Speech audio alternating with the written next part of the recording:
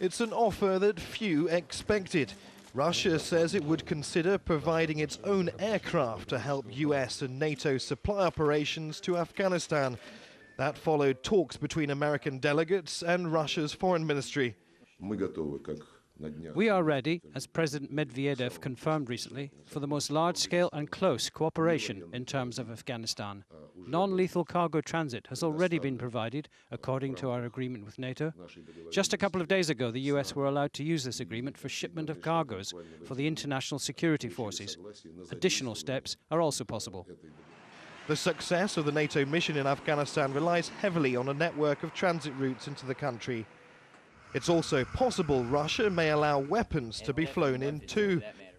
The move signifies a thaw in relations between Russia and NATO and an increased level of cooperation between Moscow and the new Obama administration.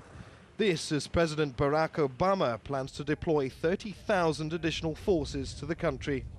Moscow is also acutely aware that the failure of NATO in Afghanistan could mean the destabilization of countries to the north, those post-Soviet nations that still have strong political and economic ties with Russia. Experts say that both sides are now looking for concessions from each other. I believe that both sides expect something.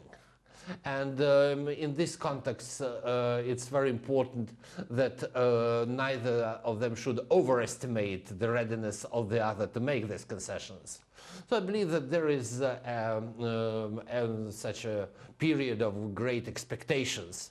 But the problem is whether these expectations will come true. The new attitude from Moscow may also be a factor in whether the US goes ahead with its proposals for a missile defense shield in Eastern Europe. Russia's new offer only adds to the pressures on President Obama to call off the project. Neave Barker, Al Jazeera, Moscow.